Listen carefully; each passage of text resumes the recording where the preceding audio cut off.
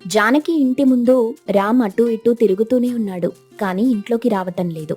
ఇంటి బయటే ఉండి సిగ్గుపడుతున్నాడు. ఇంతలో జానకి, ఏంటి బావా అలా బయటే తిరుగుతున్నావు? మా ఇంటికి కాపలా కాస్తున్నావా? అంత లేదులే. ఏంటి, ఈరోజు మీ అక్క రాధా ఊరి నుండి వస్తుందంట, ఇంట్లో చెప్తుంటే విన్నాను. అవునవును, నీ అన్నయ్య గోపాల్ పొద్దున్నే వెళ్ళాడు కదా తీసుకురావడానికి. ఆ ఆ వెధవ నాకొక్క మాట కూడా చెప్పలేదే. ఆ పనేదో నాకు చెప్పుండొచ్చు కదా, నేనెళ్ళి మీ అక్కని తీసుకొచ్చేవాణ్ణి. వాడు పొలం పనులు కూడా వదిలిపెట్టి అలా వెళ్ళటం అవసరమా? ఇంటికి రాని వెధవకి 4 తగిలిస్తాను. సరే, ఎలాగోలా ఇంటికొచ్చావు కదా, నాకు సాయం చేస్తావా? ఏం సాయం చేయాలేంటి? నా చేతికి గోరింటాకు పెడతావా? అమ్మో, నా వల్ల కాదు. అవతల నాకు చాలా పనులున్నాయి. పోనీ అక్కొచ్చే వరకు ఉండొచ్చుగా, ఎలాగో అక్కని చూసి వెళ్దువు. అలా జానకి చెప్పడంతో ముసిముసి నవ్వులు నవ్వుతూ ఇంట్లోకి వెళ్తాడు రామ్. అది చూసి జానకి సంబరపడిపోతుంది. ఎలాగో ఇంట్లోకొచ్చేసావు కదా, ఈ గోరింటాకు కూడా పెట్టేస్తే బావుంటుంది సరే పటు, ఇందాకటి నుండి చంపేస్తున్నావు అంటూ రామ్ తన మరదలు జానకి చేతికి గోరింటాకు పెడతాడు. ఆ సమయంలో తన బావ వంకే చూస్తూ జానకి సిగ్గుపడుతుంది. ఇంతలో ఆ ఇంటికి రాధా గోపాల్ వస్తారు. వాళ్ళని చూసి జానకి చాలా సంతోషిస్తుంది. ఏంటక్కా ఇలా చిక్కిపోయావ్? వేళకి తింటున్నావా లేదా? నా పైన బెంగ పెట్టుకుందేమో కదా రాధా. ఒరేయ్ వెధవా, పొలం పనులకు వెళ్ళలేదా నువ్వు? ఇక్కడ చచ్చావేంటి? వెళ్తాలేరా. అయినా ఈరోజు నువ్వు కదా పొలం వెళ్ళాలి. రాధ వస్తుందని తెలిసి ఎగేసుకొని వెళ్ళిపోయావా? నాకు తెలుసులే, రాధ ఇచ్చే 10 20 నొక్కేద్దామని వెళ్ళుంటావు. ఇక చాలా ఆపుతారా? మీ అన్నా తమ్ముళ్ల గొడవలు మీ ఇంట్లో చూసుకోండి. ఇప్పుడైతే నాకు చాలా ఆకలిగా ఉంది. ఒసేయ్, ఇంతకీ ఏముండవే?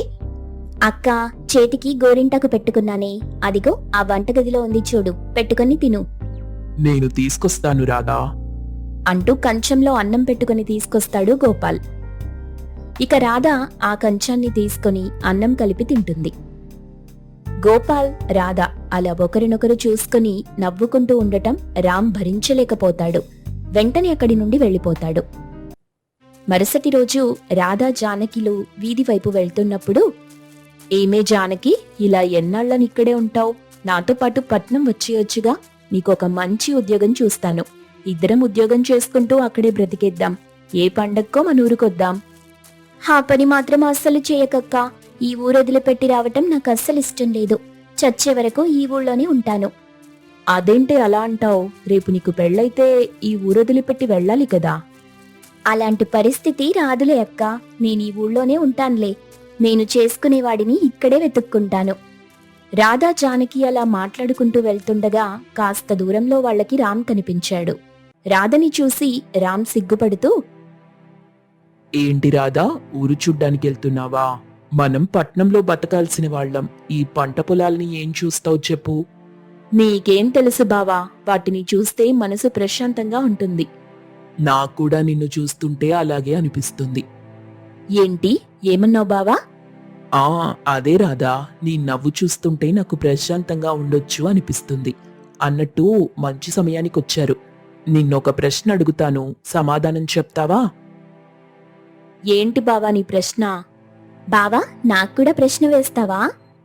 ఈ ప్రశ్న ఇద్దరికీను. నీకు కాబోయే భర్తలు ఎలా ఉండాలనుకుంటున్నారు? నాకు మాత్రం నువ్వుండవే, ముందు రాధని చెప్పనివ్వు. నువ్వు చెప్పు రాధా. మంచి మనసుండాలి, అర్థం చేసుకునేవాడై ఉండాలి. ఎప్పుడూ నవ్వుతూ నవ్వించేవాడైతే ఇంకా బావుంటుంది. అబ్బబ్బా, భలే చెప్పావు రాధా. అవన్నీ నాలో పుష్కలంగా ఉన్నాయి. రాను రాను నీకే తెలుస్తుందిలే. నాకు తెలుసులే బావా నీ మనసు. అది సరేగాని ఇక నేను చెప్పనా? అదేం వద్దు, విని తట్టుకునే శక్తి నాకు లేదులే అంటూ జానకిని సరదాగా ఏడిపిస్తాడు రామ్. ఇక వర్షం జోరుగా కురుస్తుండటంతో ముగ్గురు ఇంటికి చేరుకున్నారు.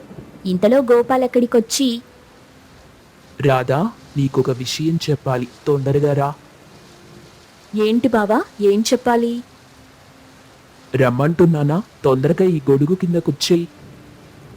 అలా గోపాల్ పిలవగానే రాధ వెంటనే గొడుగు కిందకి వెళ్ళిపోయింది. అలా రాధ గోపాల్ నవ్వుకుంటూ వెళ్ళడాన్ని రామ్ చూసి చాలా కోపంగా ఉంటాడు. కాస్త దూరం వెళ్ళిన గోపాల్ రాధ వైపే చూస్తుండడంతో, అలా చూస్తున్నావేంటి బావా, నాతో ఏదో చెప్పాలన్నావుగా, అదేదో తొందరగా చెప్పు. చూడు రాధా, నేను చెప్పేది జాగ్రత్తగా విను. చిన్నప్పుడు నువ్వు పుట్టగానే నువ్వే నా భార్యవని అందరూ అనుకున్నారు. నువ్వేమనుకున్నావో తెలీదు గాని నేను మాత్రం నిన్నే ప్రేమిస్తున్నాను. ఇక సమయం వచ్చింది కాబట్టి నా మనసులోని మాట చెప్తున్నాను. నీకిష్టం లేకపోతే ఇప్పుడే చెప్పేసేయ్. కానీ మనం తర్వాత మాట్లాడుకోకుండా ఉండకూడదు. ఎప్పటిలాగానే ఉండాలి. నీకిష్టం లేకుండా నేను ఈ పని చెయ్యను. నువ్వు సంతోషంగా ఉండడమే నాకు కావాలి. రేపటిలోగా నీ మనసులోని మాట చెప్పు రాధా. నీ మాట కోసం ఎదురు చూస్తుంటాను అని గోపాల్ చెప్పడంతో రాధ మాత్రం ఏమీ మాట్లాడకుండా మౌనంగా ఉండిపోతుంది. రాధాతో ఆ విషయం చెప్పి సంతోషంగా ఇంటికొస్తాడు గోపాల్. అప్పటికే అక్కడ రామ్ కోపంగా చూస్తుంటాడు. ఏంట్రా, రాధనిక్కడికి తీసుకెళ్ళావు? ఆ నవ్వులు, ఇకలు, పకపకలు ఏంటి? అలా నువ్వు రాధతో రాసుకొని పూసుకొని తిరగటం నాకిష్టం లేదు. రేయ్, నువ్వేంట్రా పెద్ద రెచ్చిపోతున్నావు? ఆ రాధ నేను పెళ్లి చేసుకోబోతున్నాం. మధ్యలో నువ్వేంటి పానకంలో పుడకలాగా? ఏంట్రా, పెళ్ళా? నీకు రాధకా? మధుండే మాట్లాడుతున్నావా? రాధెక్కడా, నువ్వెక్కడా? తను పట్నంలో ఉద్యోగం చేసే అమ్మాయి. నీలా పొలంలో పనిచేసే అబ్బాయిని అస్సలు చేసుకోదు. వెంటనే నీ మనసు మార్చుకో. మార్చుకోను, ఎందుకంటే రాధ కూడా నన్ను ప్రేమిస్తుంది కాబట్టి. ఈరోజే విషయం చెప్పేశాను. రేపటిలోగా నాకు తన ఇష్టాన్ని చెప్తుంది అంటూ గోపాల్ హుషారుగా అక్కడి నుండి వెళ్తాడు. గోపాల్ అలా ఆనందించడాన్ని, రాధను ప్రేమిస్తున్నానని చెప్పడాన్ని రామ్ అస్సలు జీర్ణించుకోలేకపోతాడు. ఇక రాత్రిపూట ఒంటరిగా కూర్చొని, గోపాల్ తన మనసులోని మాట చెప్పేశాడు. రాధ నాకు దక్కకపోతే నేను అస్సలు ఊరుకోను. ఎలాగైనా సరే రాధని సొంతం చేసుకోవాలి. ఏదో ఒకటి చేసి వీడి నుండి రాధ ఆలోచనలు దూరం చెయ్యాలి. అలా రాత్రంతా ఆలోచించిన తరువాత మరుసటి రోజు ఉదయమే రాధ దగ్గరికి వెళ్తాడు. ఏంటి ఇంత పొద్దున్నే వచ్చావు రామ్? ఏమైంది? గోపాల్ బావున్నాడు కదా? రాధా, నీతో ముఖ్యమైన విషయం మాట్లాడాలి. నాతో రా వెంటనే. ఒకసారి జానకికి చెప్పొస్తాను అదేం వద్దు, నువ్వు ముందు నాతో నడు అంటూ రాధని చెయ్యి పట్టి లాక్కెళ్తాడు. ఎవరూ లేని ప్రదేశానికి తీసుకెళ్లడంతో రాధ కంగారు పడుతుంది. ఇక్కడికి తీసుకొచ్చావేంటి? చూడు రాధా, చిన్నప్పటి నుండి నాకు ఏది దక్కకపోయినా నేను క్రూరంగా మారిపోతాను. ఈ ప్రపంచాన్ని కూడా లెక్క చెయ్యను. నేనొక పిచ్చోన్ని రాధా.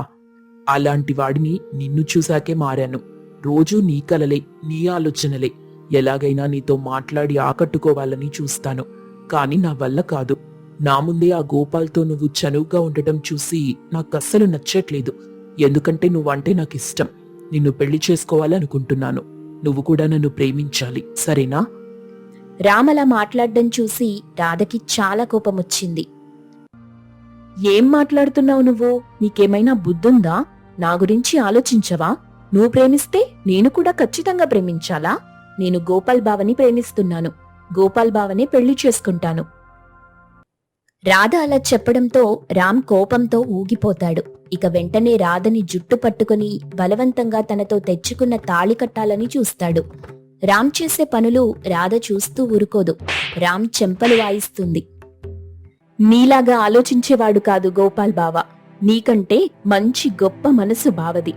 నన్ను గౌరవిస్తూనే నా ఇష్టాన్ని అడిగాడు. నీలాగా చెయ్యి చేసుకోలేదు. బలవంతంగా తాళి కట్టాలని చూస్తున్నావు. నీదేం గుణం చెప్పు? ఇలా కసాయివాడిలా మాట్లాడుతూ అన్నీ బలవంతంగా దక్కించుకోవాలని చూడకు. ఎదుటివారి మనసుని కూడా అర్థం చేసుకోవడం అలవాటు చేసుకో. ఇప్పటికీ నీకొక విషయం తెలీదు కదా, నిన్ను కూడా ఒకరు ప్రేమిస్తున్నారని. నువ్వంటే చచ్చేంత ప్రేమ ఉందని నీకు తెలీదు కదా. రాధ అలా చెప్పగానే రామ్ షాక్ అవుతాడు. ఏమంటున్నావు రాధా? నువ్వు చెప్పేది నిజమా? అవును బావా, నువ్వంటే నా చెల్లి జానకికి చాలా ఇష్టం. ఎప్పుడూ నిన్ను ఆట పట్టిస్తూ నీ ముందు అల్లరి చేయడాన్ని నువ్వు గమనించావా? కానీ తన మనస్సంతా నువ్వే ఉన్నావని గుర్తించలేకపోయావు. నువ్వు నిజంగా చాలా అదృష్టవంతుడివి బావా. ఒకరిని మనం ప్రేమిస్తే బావుంటుంది. ప్రేమించడం గొప్ప కాదు, ప్రేమించబడటం గొప్ప. అది నీ జీవితంలో జరిగింది బావా. ఇకనైనా కసాయివాడిలా ఆలోచించడం మాని ప్రేమించి చూడు. జీవితం ఎంత బావుంటుందో నీకే తెలుస్తుంది అంటూ రాధ అక్కడి నుండి వెళ్తుంది. రాధ వెళ్లిన తరువాత రామ్ కుమిలి కుమిలి ఏడుస్తాడు. తను చేసిన తప్పుని తెలుసుకుని బాధపడతాడు. ఒంటరిగా అరుస్తాడు. ఇక ఆ తరువాత ఇంటికి వెళ్లగానే జానకి తనకు ఎదురొచ్చింది. ఏమైంది బావా? అక్క మీరిద్దరూ గొడవ పడ్డారా?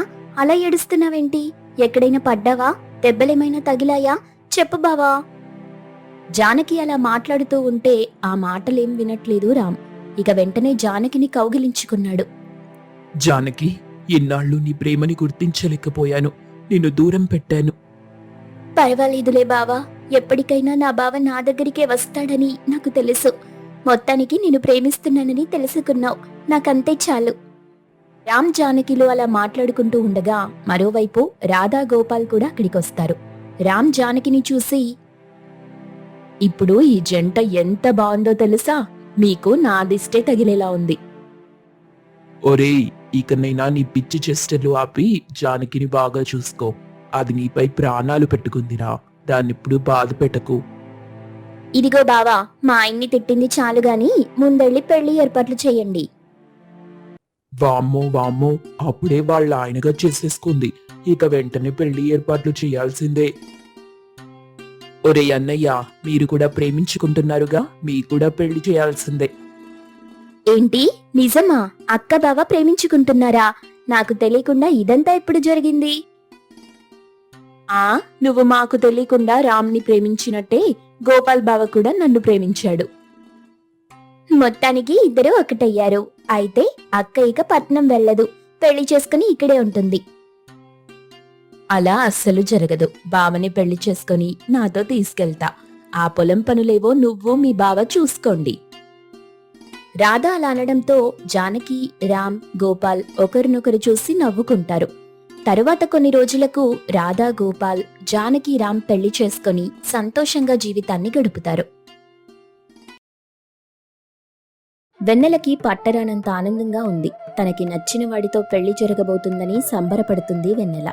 ఇంతలో వెన్నెల తాత శివయ్య వచ్చి, ఏంటమ్మా, అప్పుడు ఎలా సిగ్గుపడితే ఎలా చెప్పు? కాస్త సిగ్గు దాచుకో. మొత్తానికి నీకు నచ్చిన వాడితో నీ పెళ్లి జరుగుతుంది. నాకు చాలా సంతోషంగా ఉందమ్మా. మీ అమ్మ నాన్నలు చనిపోయిన తరువాత మీ పెళ్లి ఎలా జరుగుతుందో అని భయపడిపోయాను. మీకు నచ్చినట్టు మీ పెళ్లి చేస్తానో లేదోనని, మీ పెళ్లి చెయ్యకుండానే చస్తానోనని దిగులుగా ఉండేది నాకు. ఇన్నాళ్లకు నా బాధ్యత తీరుతుంది. నీతో పాటు నీ చెల్లి హాసిని పెళ్లి కూడా అయిపోతే బాగుండు. తాతయ్య, ఇంతవరకు హాసిని రాలేదు. నా పెళ్లికైనా అది వస్తుందా రాదా? చెప్పానమ్మా, ఈ పాటికి వచ్చేస్తూ ఉండాలి. నువ్వంటే దానికి చాలా ఇష్టం కదా. ఖచ్చితంగా అది నీ పెళ్లికొస్తుంది. అలా అంటూ ఉండగానే అక్కడికి హాసిని వచ్చింది. హాసినిని చూసి వెన్నెల చాలా సంతోషించింది. ఏంటే ఇంత ఆలస్యంగాన రావటం? నువ్వు కూడా చుట్టాల్లాగా వస్తే ఎలా? క్షమించక్క, అవతల నాకు ఉక్కిరి బిక్కిరి అయ్యేంత పనుంది. నేను డాక్టర్ని కావటం వల్ల నాకు తీరికే ఉండదక్కా. అసలే వర్షాకాలం కదా, చాలా మందికి జ్వరాలు, జలుబులు వస్తున్నాయి. హాస్పిటల్కి వచ్చే వాళ్ళు పెరిగిపోతున్నారు. ఇప్పుడు కూడా నీ పెళ్లి కోసం తప్పని పరిస్థితుల్లోనే వచ్చాను. అంతేలే డాక్టర్ అమ్మా, ఈ అక్కని ఎక్కడ పట్టించుకుంటావులే. ఆ రోజు పెళ్లి చూపులకి కూడా రాలేదు.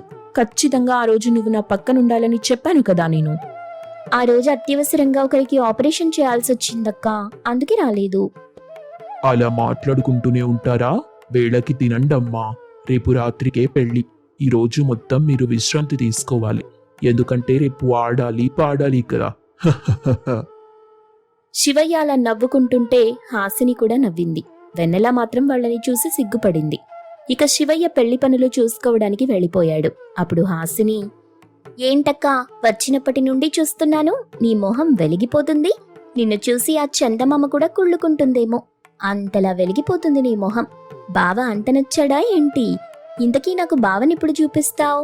పెళ్లి జరిగాకే పరిచయం చేస్తావా ఏంటి? అలా కాదే, ఆ రోజు పెళ్లి చూపులకి వచ్చుంటే దగ్గరుండి మరీ చూసేదానివి కదా. నువ్వేమో ఆ రోజు రాలేదు. సర్లే, ఇప్పటికి మించిపోయిందేం లేదు. ఇవాళ సాయంత్రం మీ బావ నన్ను చూడ్డానికి వస్తానన్నాడు. అప్పుడు పరిచయం చేస్తాన్లే. ఏంటక్కా, అప్పుడే రహస్యంగా చూడ్డానికి వస్తున్నాడా బావా? అయితే బావని ఆట పట్టించాల్సిందే. ఇక నాకొదిలేయక్క, నేను చూసుకుంటాను. అరెరే, ఒట్టి అమాయకుడే. నీ అల్లరి మీ బావ దగ్గర చూపించకు. అబ్బబ్బా, అప్పుడే బావని వెనకేసుకొస్తున్నావక్క. ఇక పెళ్ళైన తరువాత మమ్మల్ని పూర్తిగా మర్చిపోతావు. నీకు బావే ఎక్కువైపోతాడేమో అంటూ హాసిని సరదాగా మాట్లాడుతుంటే వెన్నెల కన్నీళ్లు పెట్టుకుంది. ఇంతలో హాసిని తన అక్కను పట్టుకొని, అలా ఏడిస్తే ఎలా అక్క? నేనేదో సరదాగా అన్నానులే, దానికే ఏడవాలా? అమ్మ నాన్నలు చనిపోయిన తరువాత మనిద్దరం ఎలా పెరిగామో నాకే తెలుసు. నిన్ను అక్కలా కాదే, అమ్మలా పెంచాను. ఈ లోకంలో నీకంటే నాకెవరూ ఎక్కువ కాదే, ఎక్కువ కాదు. నీ బావ కూడా నీ తరువాతే. వెన్నెల అలా కంటతడి పెట్టుకుంటూ మాట్లాడుతుంటే హాసిని తన అక్కని వాటేసుకుని కన్నీళ్లు పెట్టుకుంది. ఇంతలో శివయ్య వచ్చాడు. ఏడుస్తున్న అక్క చెల్లెళ్ళని చూసి, ఏంటమ్మా మీరు? పెళ్ళైన తరువాత అప్పగింతలుంటాయిగా, అప్పుడు కదా ఏడవాలి. ఇప్పుడే ఏడిస్తే ఎలా? కన్నీళ్లు చాలా విలువైనవి, కాస్త దాచుకోండి. ఇక ఏడవటం ఆపి రండి భోంచేద్దాం అంటూ వెన్నెల హాసినీలను భోజనానికి తీసుకెళ్లాడు. ఇక ఆ రోజు సాయంత్రం తనకు కాబోయే భర్తని పరిచయం చేయడానికి హాసినీని విడిది ఇంటికి తీసుకెళ్ళింది వెన్నెల. చూడవే, ఇప్పుడే చెప్తున్నాను, బావ అలా ఉన్నాడు ఇలా ఉన్నాడని ఎగతాళి చేయకూడదు. బావని ఏవేవో ప్రశ్నలు వేసి అల్లరి చేయకూడదు. ఆయన్ని ఇబ్బంది పెట్టకూడదు, సరేనా? భలే దానివక్క, నేనేమి ఇబ్బంది పెట్టను. నువ్వు నన్ను నమ్మొచ్చక్కా. అక్కడ చాలా మంది ఉంటారేమో, అందుకే ముందు నేను వెళ్ళి ఆయన్ని ఇక్కడికి తీసుకొస్తాను, నువ్విక్కడే ఉండు అంటూ వెన్నెల తనకి కాబోయే భర్తని తీసుకురావడానికి వెళ్ళింది. హాసిని తన అక్కకి కాబోయే భర్త ఎలా ఉంటాడోనని ఆలోచిస్తూ అటూ ఇటూ తిరుగుతూ ఉంది. కొంత సమయం తరువాత వెన్నెలతో ఒక వ్యక్తి రావటం గమనించింది హాసిని. అలా చూస్తూ ఉంటే కళ్ళు ఎందుకో మసకబారుతాయి. కళ్ళని పులుముకొని మళ్లీ చూస్తుంది. ఇంతలో ఒక్కసారి గుండె జల్లుమంది. అక్కతో వస్తున్న వ్యక్తినే చూస్తూ, నాకు కాబోయేవారు మీ బావ, పేరు సురేష్.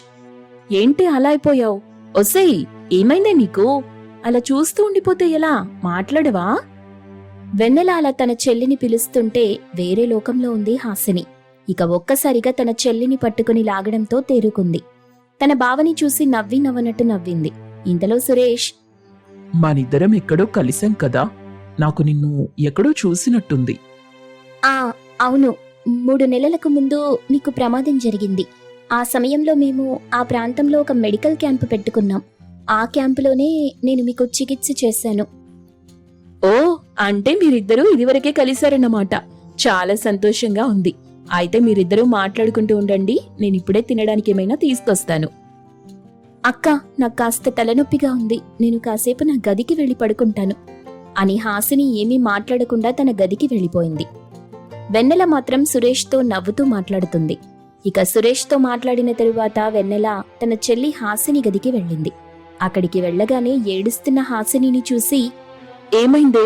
ఏం జరిగింది? అలా ఏడుస్తున్నావేంటి? ఒంట్లో బాలేదా?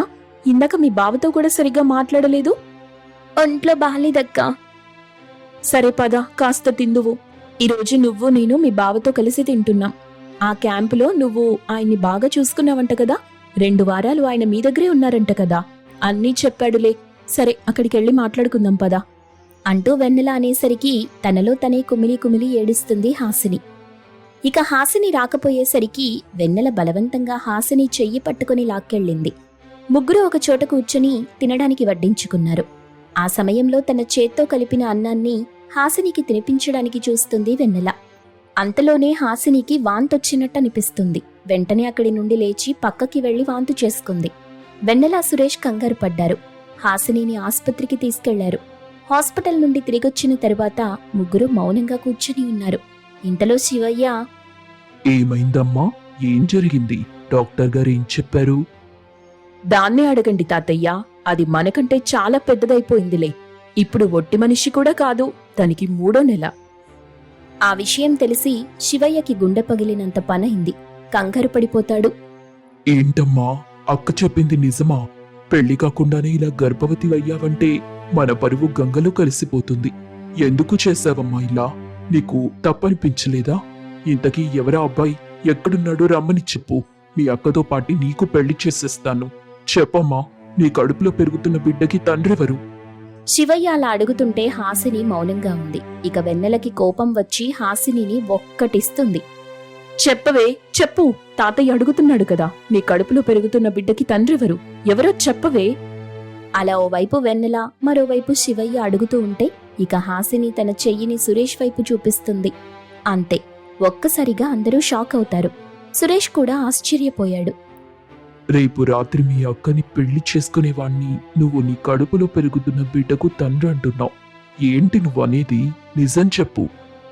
హాసిని, ఆట పట్టించడానికి ఇది సమయం కాదు, నిజం చెప్పవే. నేను నిజమే చెప్తున్నాను. క్యాంపులో ఇద్దరం ఒకే చోట ఒకే గదిలో ఉండాల్సొచ్చింది. ఆయనకి సేవలు చేస్తున్నప్పుడు ఒకరోజు రాత్రి తప్పు జరిగిపోయింది. అప్పుడు ఆయన మద్యం మత్తులో ఉన్నారు. ఆయనకి కూడా ఆ విషయం గుర్తుండకపోవచ్చు. కానీ క్యాంపులో 2 వారాలు ఆయనకి సేవలు చేస్తూ ఉన్నాను. ఇష్టపడ్డాను.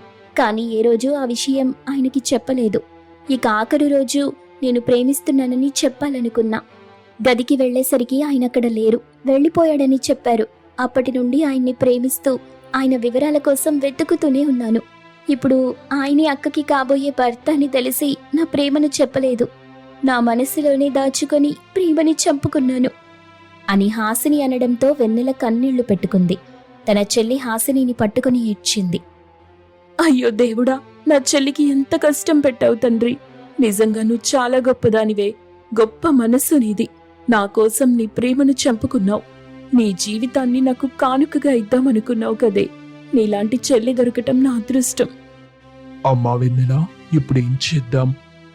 నా చెల్లి కడుపులో పెరుగుతున్న బిడ్డకు ఆయనే తండ్రి అని తెలిసిన తరువాత ఇంకేం చేస్తాను తాతయ్య?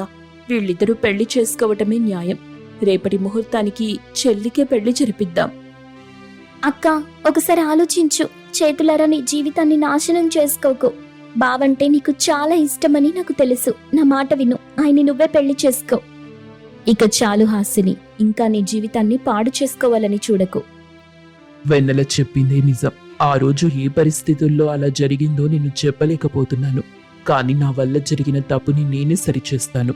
హాసినిని పెళ్లి చేసుకుంటాను. మరి అక్క జీవితం?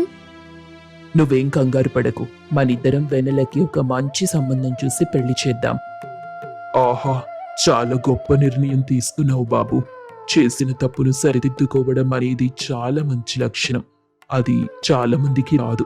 సరైన సమయంలో సరైన నిర్ణయం తీసుకున్నావు.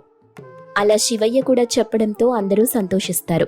ఇక మరుసటి రోజు రాత్రి అందరి సమక్షంలో హాసినిని పెళ్లాడాడు సురేష్. చెల్లికి పెళ్లి జరగడం చూసిన వెన్నెల చాలా సంతోషిస్తుంది. శివయ్య కూడా ఆనందిస్తాడు. చెల్లి హాసినికి పెళ్లి చేసి గొప్ప మనసు చాటుకుంది అక్క వెన్నెల.